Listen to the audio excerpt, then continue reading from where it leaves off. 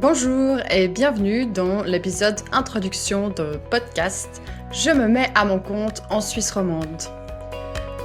Dans cet épisode d'introduction, j'aimerais passer à travers quelques points. Le premier, c'est qui je suis, pourquoi je fais ce podcast, pour qui est ce podcast, est-ce que vous faites bien de l'écouter parce que vous allez trouver les informations que vous cherchez. Et je fais un peu le point sur ce à quoi vous pouvez vous attendre pour les prochains épisodes.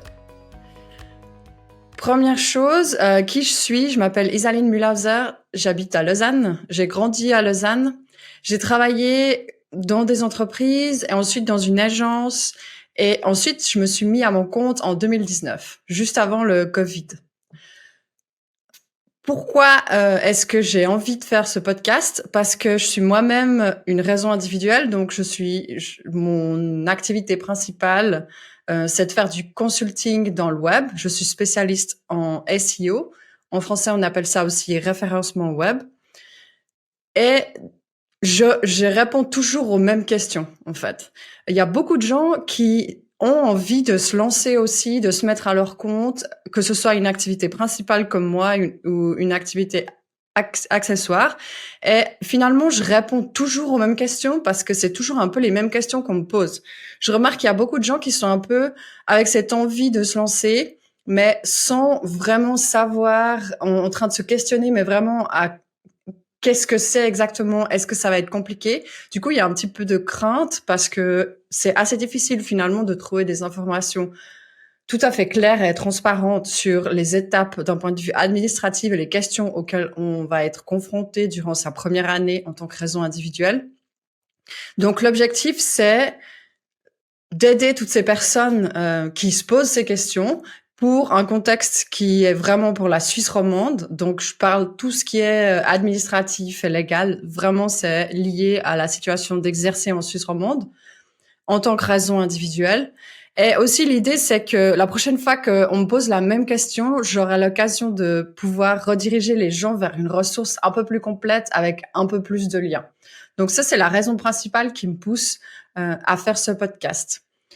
Ensuite, il y a une raison aussi personnelle qui me pousse à faire ce podcast, c'est que j'ai commencé en 2019. Aujourd'hui, on est en 2023 et je suis un peu dans un passage où je me demande qu'est-ce qui vient après, qu'est-ce que j'ai envie de faire en tant qu'entreprise, est-ce que j'ai envie d'évoluer vers un autre type d'entreprise? Est-ce que j'ai envie de lancer un autre projet?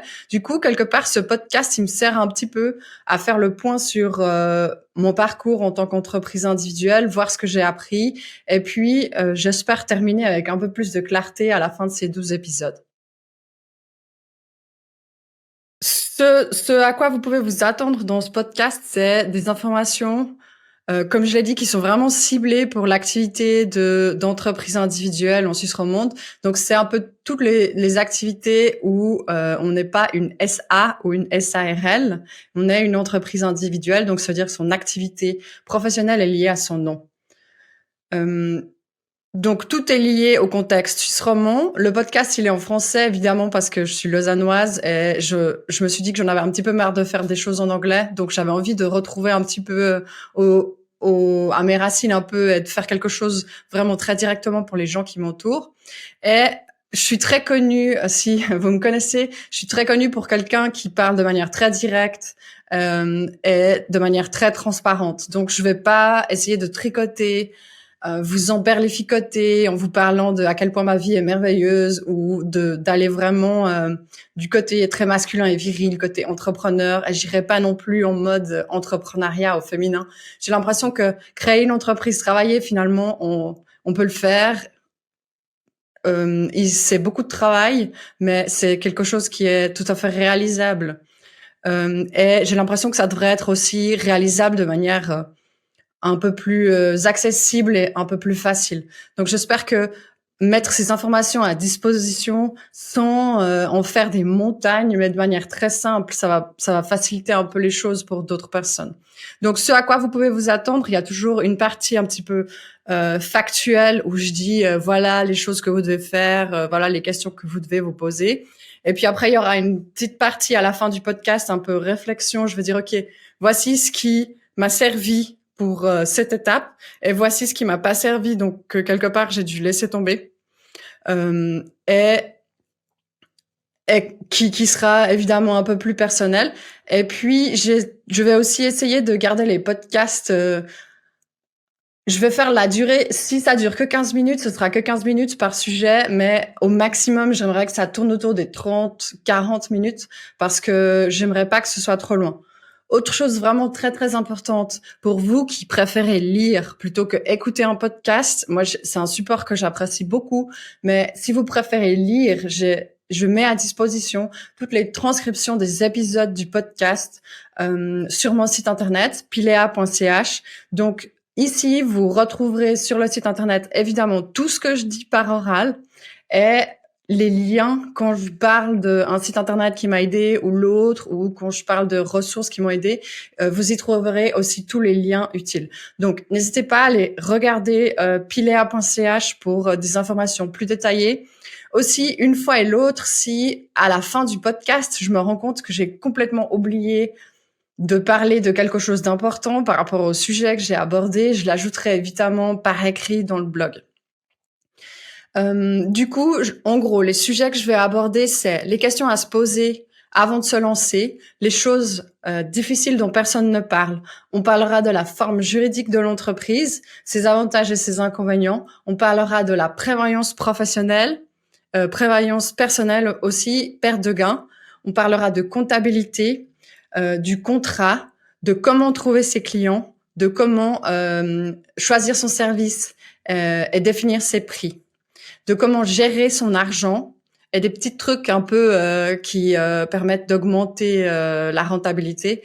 On parlera de comptabilité, de TVA, de votre temps. Quand vous êtes consultant, c'est hyper important comment gérer son temps, comment gérer son espace cognitif. Et bien entendu, le dernier point qui m'intéresse, c'est l'idée du succès. Comment est-ce que on se positionne par rapport au succès en tant que consultant, et aussi qu'est-ce que c'est vraiment le succès, parce que quand j'ai démarré, franchement, je me reconnaissais dans rien. Je me reconnaissais ni dans toutes ces histoires d'entrepreneuriat, ni dans l'entrepreneuriat au féminin. Et du coup, qu'est-ce que ça représente le succès pour moi? Et puis surtout, je vais vous poser des questions pour que vous arriviez à savoir qu'est-ce que ça représente le succès pour vous au moment où vous vous lancez dans cette histoire de travailler en tant que raison individuelle.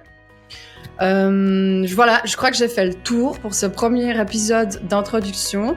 Si vous avez des questions, évidemment, écrivez-moi sur LinkedIn. C'est encore le réseau social que j'utilise le plus. Sinon, allez sur mon site internet, pilea.ch. Il y a là-bas mon adresse email. Vous pouvez volontiers m'envoyer un email pour vos questions. Et voilà, bonne écoute. J'espère que vous aurez du plaisir à écouter ce podcast, au moins autant de plaisir que moi j'ai à l'enregistrer. Et je vous souhaite plein succès. À bientôt dans le prochain épisode.